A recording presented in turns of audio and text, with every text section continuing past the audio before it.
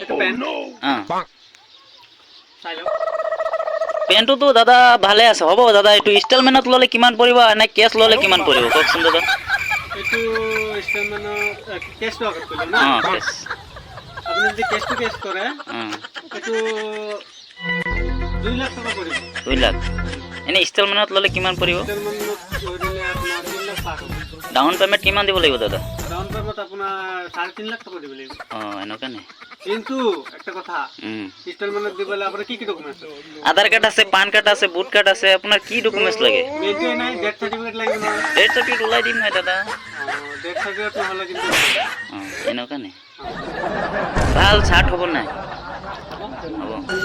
মোৰ দোকানত কি নাপায় আপুনি কওক? চব পাই না? হ'ব দাদা, মই চব ডকুমেণ্টছ কেইটা লৈ কালি আকৌ আপোনাৰ দোকানত আহিম দেই দাদা।